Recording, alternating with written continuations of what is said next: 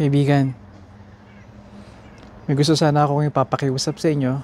Munting kahilingan sa aking mga fellow vloggers dito sa Filipino community, YouTube Filipino community, mga content creators, na sana'y tulungan nyo akong maibahagi ang video na ginawa kong ito. Ito'y para sa ating, ginawa ko ito para sa ating mga kababayan na partikular mga hindi pa nakakaranas ng winter dito sa bansang Canada at Amerika. Gusto kong mabigyan sila ng basic na impormasyon kung paano natin i-tackle, kung paano natin labanan, protektahan ang ating sarili sa winter, sa brutal na winter dito sa norte.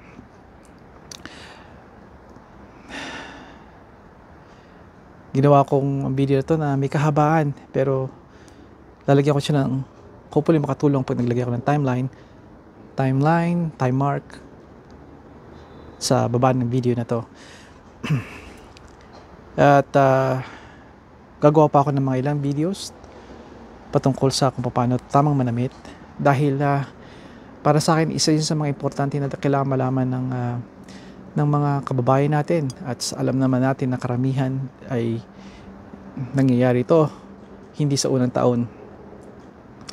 Karamihan sinasabi lang na just throw a jacket, the thickest jacket you can find, thickest coat, and off you go. At alam natin na hindi ng tama na paraan.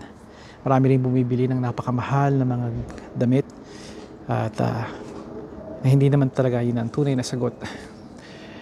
Ginawa ko ang video na to dahil meron akong masasabi kong sapat na experience, sapat na dunong na naranasan dito.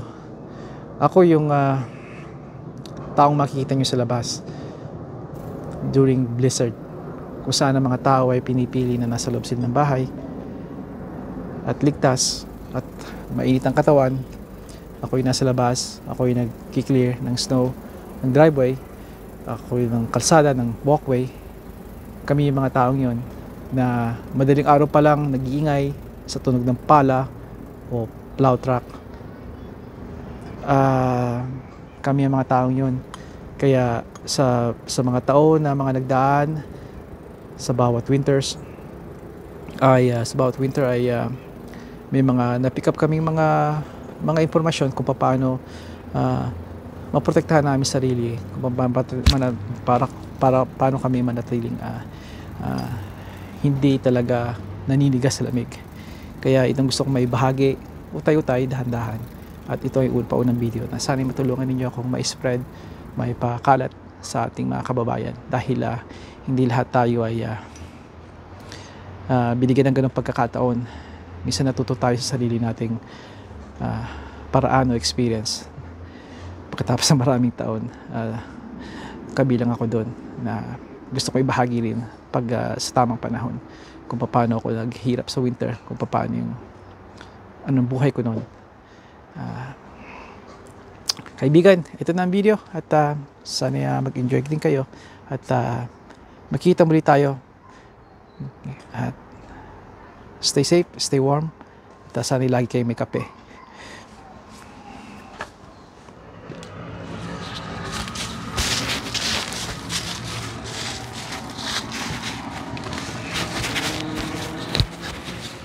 Welcome back, kaibigan.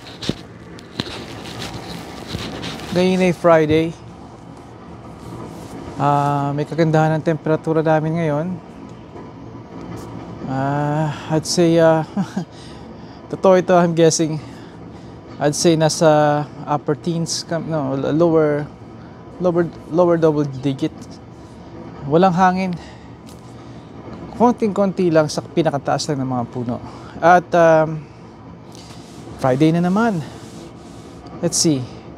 11, 12, 13, 14. Tuesday. 14? 14 na ngayon ng Nobyembre. Biyernes. Parang kailan lang gumagawa ko ng para sa Biyernes na video. Ano ang topic natin ngayon? Anong content kung may bibigay sa inyo ngayon? Kung napapansin nyo, nadadalas na yung mga upload ko. Minsan, kahapon yata 2 beses ako nag-upload sa loob ng 24 oras. Yung iba kasi mga luma na hindi kalumaan, pero kailangan kong may push, kailangan kong may lagay doon sa public para mapanood din ng aking mga pamilya. Believe me, nanonood ang mga pamilya ko rin dito. Hindi lang sila nagko-comment, lalo na yung mahal kong inay, si inay. Yun ang dahilan kung bakit public ito. Baka napapansin nyo may usok at kalapit kayo kasi ng tinatawag na yung exhaust fan namin. Yung ang gamit kasi dito namin na heater ay hindi yung old traditional na water tank. Saka natin siguro pag-uusapan yon. Yung usok na narinig, yung ingay na naririnig nyo at yung usok na maring nakikita nyo sa harapan ng lente ay ito'y produce nung aming tinatawag na tankless heater. Pag-uusapan natin yon. Ilang taon na rin namin gamit yon, siguro magsa-10 taon na, maybe mahigit na. At hanggang ngayon maganda pa rin and tumigil na. Kasi pag ginamit, kailangan niyang umugong, mag-heat ng intensely habang nagpapas yung tubig, mag-heat at pagpas siya, mainit na siya at diretsyo kung saan man na nire-request yung tubig na yun. Could be sa kusina, alam niyo naman dito, sa 2 kusina, 2 banyo, yung mga ganon. That's my buddy. No, that's not my buddy. Minsan pag sanay na kayo sa sakyan, pandinig lang, okay na. Okay, umpisahan natin. Nalawig lagi ako, no? Wala niya, I'm working on it. Ito, mamaya, pipakita ko yung angulo, deeper angle, kasi tinitingnan ko, gusto ko sanang iganyan sa inyo, ito, mga damit, mga panglaban sa lamig, pang protection ng katawan sa lamig. Lalo pat darating ngayon ang winter na dito sa Canada at US, syempre. Mukhang hindi yata malinaw, kaya dadalhin ko kayo dito.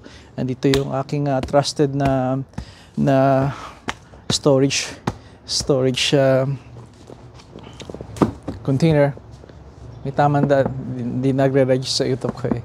Ito nga pala yung regalo sa akin ng birthday ko. Meron akong ginawang video nito kung paano ko in-assemble pero nalimutan ko na. Hindi ko na that was siguro 2 years ago or I guess 2 years ago na yun. Yeah. Umpisahan na natin. Pero bago ko umpisahan, itong papakita ko sa inyo ay ito yung importante. Ito yung tinatawag na layers. Ang layer, kaibigan ko, ay ito yung base layer or first layer. Ito yung una na dadampi sa inyong katawan para maprotektahan kayo sa brutal na winter ng Canada. Ngayon, madali lang to. Lagi naman. Pero laging tumatagal. Nakikita niyo yung mga tao na may makakapal na coat. Nakikita niyo yung mga tao na may makakapal na bota, makakapal na guwantes at sombrero. Lahat ng iyon ay baliwala. I don't care kung yun ang pinakamahal na coat na nakikita nyo. Hindi ako madalas, pero kapag may pagkakataon ako, nanonood ako ng mga videos ng ating sa ating Filipino community. At nanonood din ako ng mga comment kasi minsan talagang doon ako kumukuha ng content. Napansin ko na sumisigaw lagi ang mga karamihan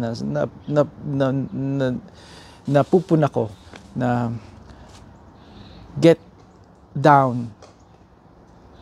Not get down, but those mga balahibo ng mga ibon, ng mga gansa, yung mga down feeling, bukang bibig nila yung mga expensive one. I know, I wear expensive one, may mga videos ako noon, lalo na sa iba kong channel. Pero magkaibang way, magkaiba kung bakit ko binibili yun. Sa ibang video, papaliwanag ko yun. Pero trust me, magkaiba yun. And it may seem like I'm bragging about those products, like yung popular kung product na Carhartt, pero baka magulat kayo kung bakit yun ang gamit ko at hindi sa karamihang inaakala ng iba. I don't care kung ano yon, pinakamahal na bota, pinakamahal na mga jumpsuit, coveralls, coat. For example, coat kasi madalas mukhang bibigyan ng mga tao. Hindi ka lalamigin, hindi ka giginawin, hindi ka manginginig. Get the expensive one. The Goose ba yun? Canadian Goose. Now, hindi totoo yun. Hindi totoo yun. I don't care kung gaano kamahal yun, ang mga gamit ninyo, nakikita nyo, panlabas. Kung wala kayong sapat na protection na pangilalim, base layer, yung unang layer ninyo. Kaya, kaya na pag-uusapan natin, yun ang gusto kong gawin dito. At umpisan ko na bago pa humaba, maging half an hour na naman to. Alright?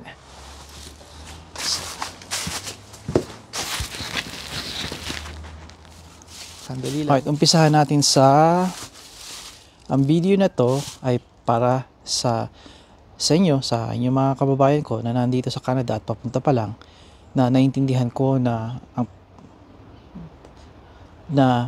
hindi madali na bumili ng napakamahal kaagad, ng lahat ay napakamahal o top of the line na mga gamitan. Ito ay sa makikita ninyo sa Walmart, sa mga bilihin na mga murahin, makakamura kayo pero maganda naman ang quality nila. Alright, ito yung umpisa natin, lalo pat sa mga tao nag-umpisa pa lang sa Canada. Okay, now umpisa natin sa maniwala kayo't hindi, ito ay nasa akin na for siguro 5 taon na, hindi ko pa binubuksan. Nakasilyado pa lang sila. Ito kumulubot na nga to siguro sa pagkakapatong, store. Ito ay ang gagamitin ko mga termino ay para madali nating maintindihan, ha.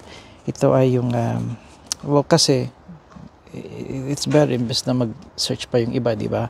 And ito ay para sa mga kababayan din ko na nasa Pilipinas, na nasa ibang bansa, na parating na rito or nangangarap makarating dito. Mabuti may kaalaman din kayo kasi bihirang gumagawa nito, kung meron man, hindi bihira. Okay. Eto, sinasabi naman dito kaya ulitin ko, babasahin ko sa inyo, men's bottom. Maraming termino dito, let's call it. Yung first layer niya na pang baba. Yun ang mga yun ang narinig ko sa mga kababayan ko nung bago ako dito. Nung kapanahunan ko, ang kadalasan ng mga gamit, hindi pa uso itong merino wool. Meron ng wool noon pa yon. Pero kadalasan ang pang base layer niya sa baba at sa itaas ay made of cotton, bulak, yung na it doesn't really give you any insulation except yung knowing na nakalapit na dikit sa balat mo. I try to explain this hindi in detail, ha, pero recommendation ko to, merino wool na gamitin ninyo. Hindi to yung best na merino wool dahil kung mapapansin ninyo may nakalagay na blend. What does that mean? Ibig sabihin nito, meron siyang ang materyales na to, okay, na base layer ay merong merino na yun ay wool, yun ay galing sa tupa na I believe some part of Italy ata yun. You can check that. I'm not so good at geography or ano yun ang epektibo at yun ang mas magandang uri ng pabriko na gamit na sa panlaban sa panlamig. Kaya pero ito ay blend nga. Anong halo pa bukod sa merino? I would assume na merong halo ito na cotton. Hindi ko chinek. How about i-check natin? ito lang ang kagandahan minsan ng, or nakakainis na, alam nyo, minsan, there you go, I got it. Yeah. Itutuloy ko yung sinasabi ko. Pero ito yun, mabuti nakita natin. 84% polyester. Take a note of that. 11% merino wool, 5% spandex. Don't pay too much about, pay attention dito sa, sorry. Yan. Huwag kayo yan, 11%, 84% polyester, 11% merino, 5% spandex. Huwag kayo mag-pay attention too much about spandex. Ito yung uri ng materyales sa damit ninyo na nakakatulong na maghumubog sa katawan ninyo dahil ito ay parang stretchy. Sabihin natin garter. It expands, right? Pay attention to this top two here. 84% polyester, 11% merino. So, kaya mura ito. Galing Costco to eh. Merino blend. It blends. Masabi lang may merino. Pero tingnan nyo naman, 11% lang. 11% lang siya. Alright? Ano ba maganda lang? Kailangan, anong porsyento ang kailangan para maganda o talagang warm? The higher the better, I would say. So ang gagawin niyo, check niyo lagi ito kung ilan ang merino percentage niya. Kailangan ito ay, I would settle for 60% and up. Okay? Pero may kita kayong 50-50. 50% merino, 50% cotton, or 50% polyester, 50% merino. 11%, we would still give you warm. Bakit? Dahil ang nasa taas na porsyento nito ay polyester, hindi cotton. Kung ito ay cotton na 84% at 11% na merino lang, forget about it. Forget about it. Wag niyong kukunin kahit mura. I guess it's better than all 100% cotton, pero itong titingnan ninyo. Okay? Ngayon, masama bang polyester? Well, hindi at oo. Pero marami din akong polyester. I would go mas cheaper ito kaya hinalo nila mas mataas. And there you go. That's the reason why mas mura ito. I don't know kung magkano ang presyo ito. I would say around $20 ito. Oh, here you go. May presyo pala $18. And that was 5 years ago.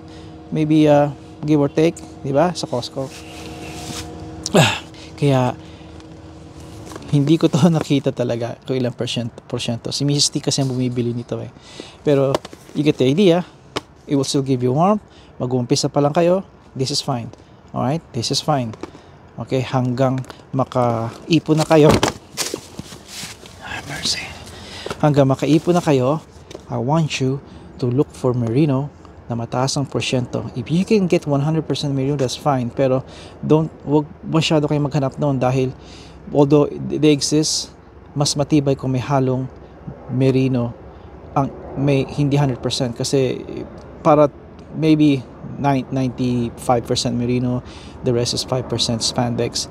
Yung ganon, that's fine. That's fine. Okay? Again, the rule, 60% and up. Or over 50% merino. Go get that, huh? Alright? Just avoid cotton. There you go. Alright. Lalagay ko siya dito. Yan ang unang yung depensa. Alright? Yan ang unang yung depensa. Sa paa yung taas. Okay na kayo. Now, kailangan nyo ito. What I do, naglalagay ako ng socks over the base layer. Okay? My base layer could be that base layer, ganyan type, or PJ. Kaya ang mga PJ ko ay either wool or polyester. Yep, wool or polyester dahil Pilipino tayo, nagpapalit naman tayo kung pajama, nagpapalit tayo araw-araw, di ba? Kaya marami akong polyester. Never cotton, okay? Never cotton. Kaya ito na talk about that dahil wala akong pajama dito dala. Pero ito, let's stick to that. Marami pa akong video gagawin tungkol dito. Ibang almost same topic pero iba-iba mga additional information.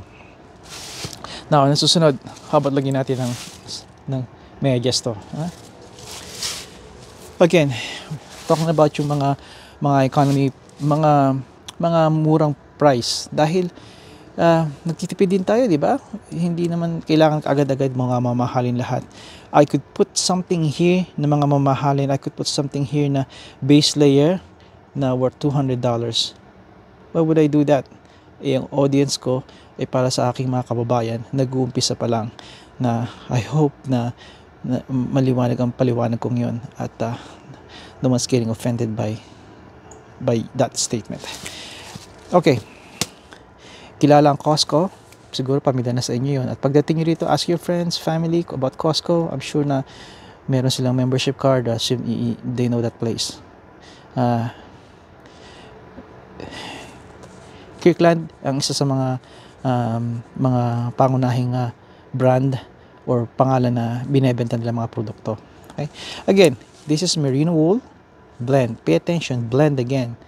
Kung kayo ay nag-oil change ng sasakyan ninyo, you would hear na about oil blend. Halimbawa, synthetic blend. When you say synthetic blend, that means kalahati nun or certain portion to nun ay synthetic oil, which is magaling, synthetic, pero yung kalahati nun ay standard oil.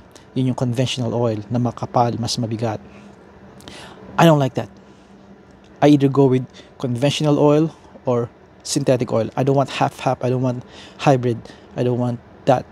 Makakatipid ka lakay. Nope. Just, gusto kong makatipid. Give me the conventional oil. Well, hindi yun walang benefit yun ng kaunti. Kahit kaunti lang kung blend, may kaunting benefit kasi may halong synthetic oil. Now, give me the full synthetic then so I can get the full benefit. I hope you understand what I'm saying. Kung magbabuy ka naman na extra, why don't you go all the way, okay? All the way. If not, then hold on, laylo muna, okay, hanggang kaya nyo na. Same thing, same prinsipyo yun as pagbili nyo ng mga gusto nyong gamit, okay? Same thing. And I don't want to go about, ayoko magsalita tungkol sa mga kotse at yun ang nagpa-plug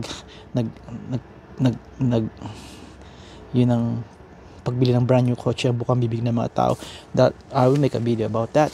Pero again, kindly a reminder sa mga tao na minsan ay madalas emotion ang pinapairal. Kung meron kayong kababayan nakakuha ng brand new car, even though hindi kayo pabor doon, congratulate them. Lalo pat alam nyo galing sa kanilang hard-earned money. I am a used car guy na I love used car. And when I was young, wala akong inisip kundi brand new. And maybe in time I will talk about that. Kaya alam ko yung katuwaan nila. Alam ko rin na mangyayari down the road, maybe in 6 months, even before 6 months. Pero that's something na you have to really kailangan nyo malaman na ito yung mga adult na mga tao, mga kababayan natin, na they made that decision. At kung gusto nyo magpayo, then magpayo kayo. Pero wag yung ikikritiko ninyo sila na parang wala silang utak o para silang bata na kailangan ng inyong payo. Kaya congratulate them. Kung makita ko sila in person, I would congratulate them. I don't post anymore sa mga ganong mga vlogs dahil I get constantly attacked. Maybe because I have a channel and maybe I was thinking nila I'm an easy target, though that's another story. Pero I only post sa dalawang page na kakilala ko, isa sa Montreal, isa sa may Saskatchewan, and that's about it. Who knows, maybe magbago yun someday. Ngayon, merino wool, this will give you a warmer feeling, protection compare sa cotton. Tayo mga Pilipino, we love cotton, di ba? Yun ang pinakamura, yun ang malambot. Pero once na nandito kayo sa mundo, sa labas ng bansa ng Canada at Amerika, at naghihintay kayo ng bus, itong kaibigan nyo, ang advice ko nito, hindi natin titingnan ng percentage nito. That's $20 ito. Kailan lang ito binili? Siguro 2 weeks ago. At marami ako nito, pero napansin ko, meron ako nito almost over 5 years ago, 6 years ago. Ang isa sa una kong nabili to, nakuha, hindi ako bumili, si Mrs. T. At yung mga pamilya, bumibili ito. Minsan ginagawa na itong regalo sa Christmas o ganun. Ay, haba na naman to. Ay, magandang quality niya, makapal, at mapakita ko sa inyo mamaya talaga pero ngayon parang pansin ko medyo, look at that.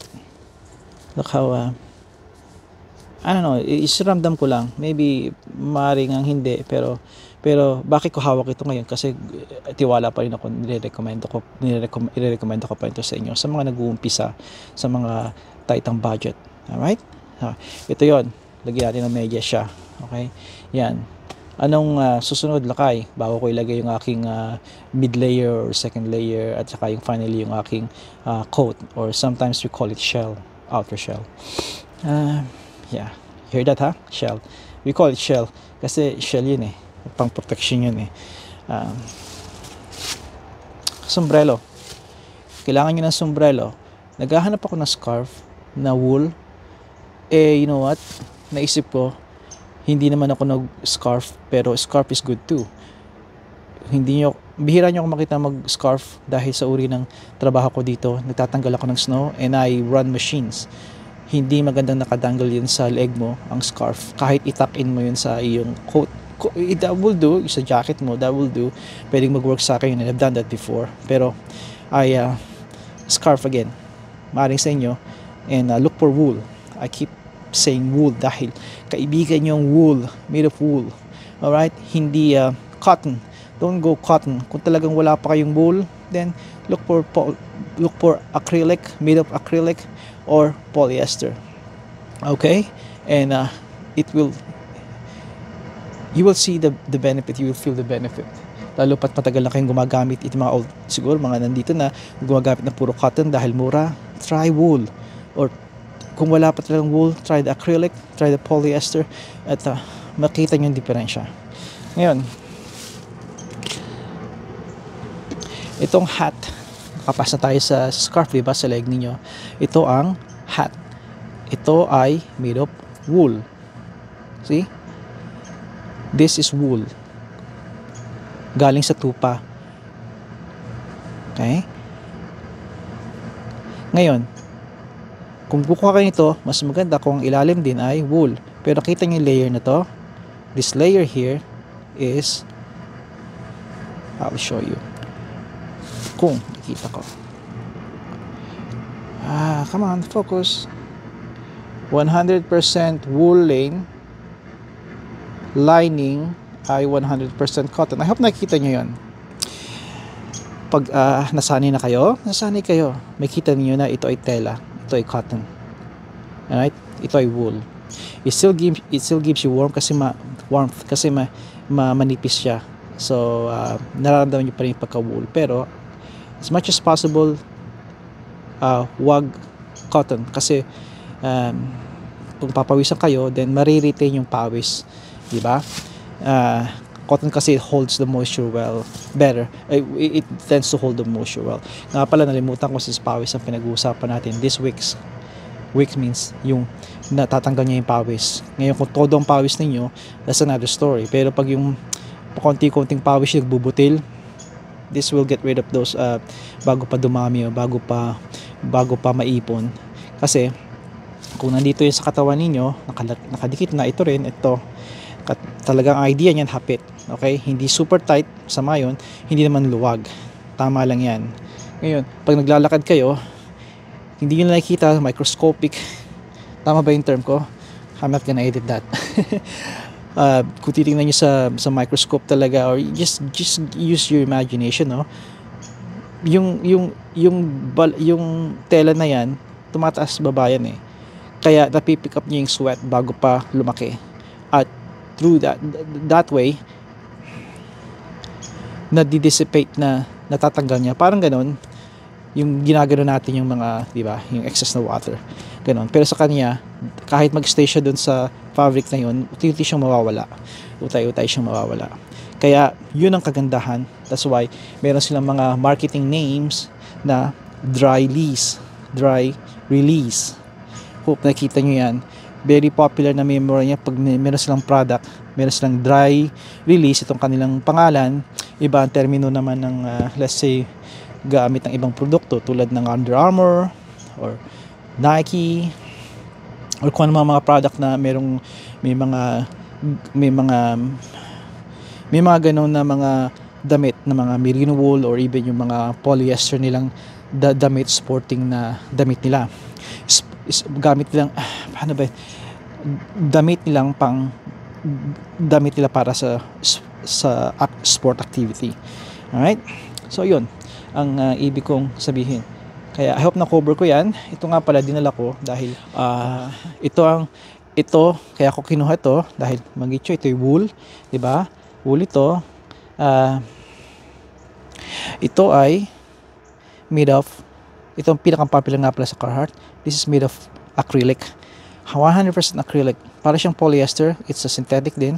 Pero acrylic is a different materials na sa mga panlaban sa lamig at mabisa rin siya.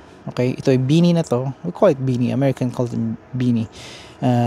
If you have this little pom-pom here at you call it toque.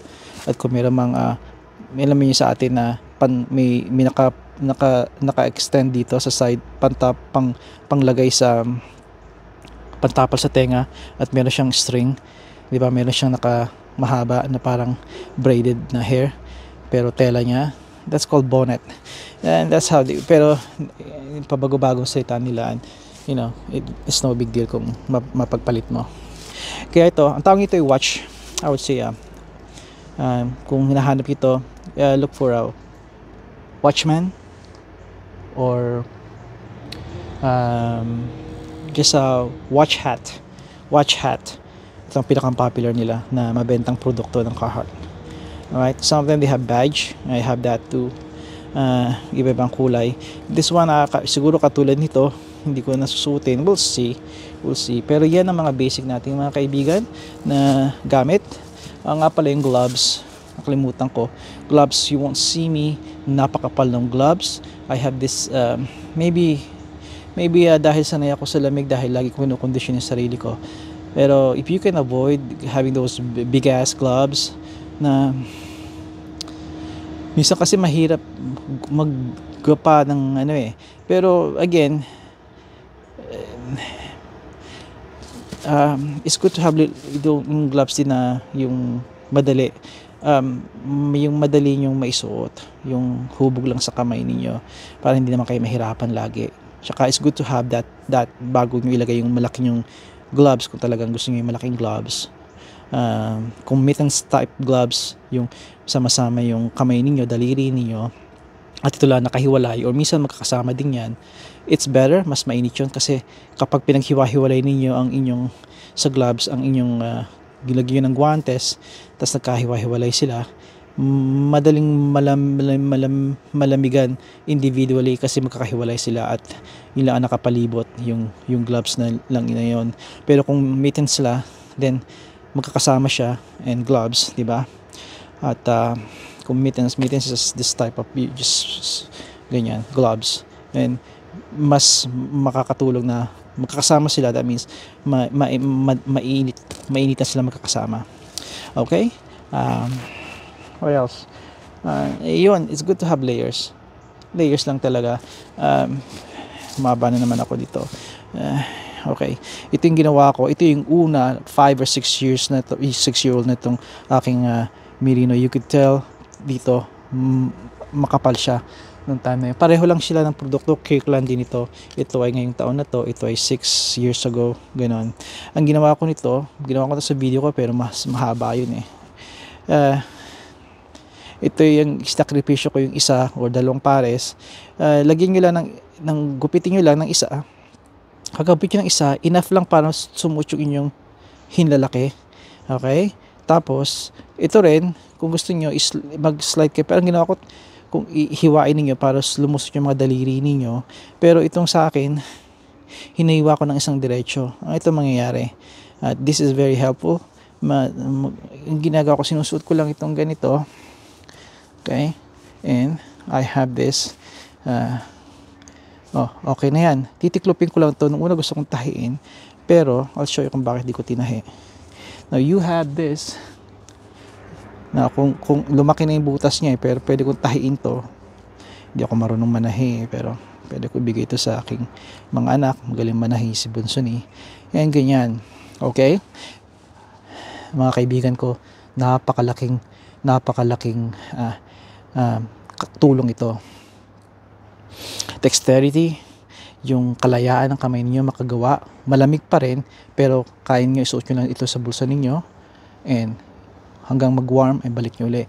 Malaking bagay ito. At kung gusto nyo ilagay nyo yung malaking mittens, yung big ass mittens, yung ilagay nyo dito, and that will help tremendously sa pagpapainit, keep it warm. At ito nga, may option ka na pwede mong ipailalim over your sleeve. Okay, sleeve over, or pwede ninyo na ilagay dito over the sleeve, diba? And then saka ka magsusuot ng coat mo. Kung talagang malamig, minsan kaya hindi ko tinahi ito, nagiging para siyang mittens. Okay, alright, I know may butas, pero you can, you know, madali mong magawa to. Kaya magawa ng paraan. Kaya trust me, gawin mo lang ito, wag sa cotton. Do it, gawin mo ito dito kasi mura-mura lang naman to eh. Alright, I won't do this sa $60 kasi may iba kong mga medyas, isang pares ay $60 to $80 na merino wool. And that's another story. Kaya di ko dinala dito yun eh. Pero this is perfecto. Okay? Kaya ako nakaisip nito. I'm sure meron ito sa internet. Thought about this and it helped me a lot. Pagkukuha ko ng mga pala ko, nung maglilinis ako ng just driving around with this. Driving around. Perfecto. I got that, yung warmth ng merino wool, at very napaka-komportable. Pwede pa pamahid ng sipon kung gusto niyo. Look at that. See that? Look at that. Kalayaan. The drive, pagpapala, isa pa, fan ako ni Kurt Cobain. Sa hindi makakalam, o maybe hindi pa naisip, I'm a Generation X. Ito yung aming mga musika nun. Kaya, ito yung una ko nakita. Ito ay sa mga pinasusubaybay ko na sa Pilipinas, yung mga banda, mga Guns N' Roses, Skid Row. Alam niyo yung sasabi ko, Def Leppard. Yan. And this is ito nakatilim sa isip ko. Kaya tuwa ko. Kaya ito lagi ko, hindi sa winter makikita niyo ako lagi nakaganito. Masyado nang mahaba yung video ko, no?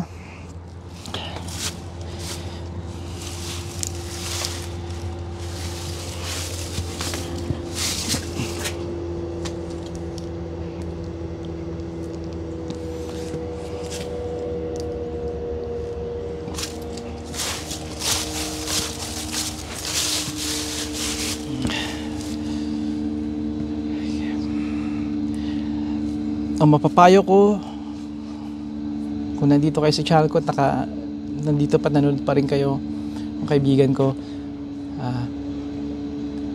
magsaliksik pa kayo ng kung paano proper magsuot ng base layer. Yun ang unang yung depensa, at mabisa, pinaka-importante sa lahat yon. Walang silbi again, walang silbi ang mamahaling mga kahit $50,000 ang inyong, merong ganong presyo, may tens of thousands na coat. Walang silbi yun kung hindi proper ang inyong layers. Okay, I could go with this, tapos meron akong dissenting jacket and windproof. We're gonna talk about that. I'm good. Hindi laging kapal ang suot. Isa pa, kung bibili kayo ng sapatos at ng coat na may nakalagay na rated, this is rated for -40, -60, -70, don't believe that. Huwag kayong maniwala doon. Yun ay marketing lang. Alright? Huwag kayong maniwala. Katulad nito. Diba? Lala nyo yung, babalik nyo yung video, merino blend. Pero kung sasaliksikin nyo, 11% merino. That's 10% merino. Alright? Kaya, sa mga tag, okay, maniwala doon. Paano ko malalaman talaga? Pag-uusapan natin yan. I'll give you, since baka hindi ko na magawa rin yung video na yun, look for materials, kung ano yung nakalagay doon. Kung siya ay down, kung siya ay flannel, quilted flannel, okay? Yung line, those are good ones. And then, susunod yung titingnan. Well, yung down, I'm not a fan. Papakita ko sa inyo yung down kung gamit, pero it's nice. Pero huwag kayong mag-rely too much about that, especially pag nabasa ang down. Trust me, yung balahibo, pag nabasa ang balahibo, yung down ng goose, or ng geese, totally zero ang insulation ninyo. That means, ano ibig sabihin nun? Giginawin kayo, maninigas kayo sa lamig dahil wala na nagpo-provide yun ng, katulad ng cotton, wala na nagpo-provide ng insulation nun, ng tamang insulasyon para maprotektahan kayo sa lamig. Kumpara sa wool, ang wool kahit mabasa kayo, nandun pa rin yung karakterismo nyo na magbigay ng heat sa katawan ninyo o magpanatili yung heat sa katawan nyo. Tandaan nyo, ang nagbibigay ng heat talaga yung katawan natin. Okay? Itong mga to ang nag-keep noon o nakakatulong na ma-retain yun. Alright? Not exactly ma-retain, pero you know what I mean? Hopefully you know what I mean. Kaibigan, keep researching. Alright? Come here and watch my videos and keep researching. Alright? And eventually, malaman lang ninyo yung art ng pagdadamit. Talagang hindi nyo isusumpa ang winter. At even ng art ng pagpapala, paglilinis, kung talagang kailangan isa puso ninyo, kailangan yakapin nyo yun. Hindi nyo kailangang mahalin, pero kailangan nyo tanggapin dahil nandito kayo sa Canada. At alam nyo yan, alam nyo yung snow. At sinasabi ko ngayon sa inyo, may mga paraan. Nandito tayo, pinili natin dito. Then we should adapt. We should, kaya natin yung Pilipino tayo eh. Kaisan, disyerto, bundok, dagat, karagatan, diba? May snow. Okay, may gera. Iba ang Pinoy. At mag-usap pa tayo muli. Okay? Sadyang mahaba na to at as much as possible ayoko mag-edit. Kaibigan, hanggang sa muli. Happy weekend. Padayon. I'm done. I'm done, buddy. Ayaw niya nagsasalita ako eh, yung mga squirrels.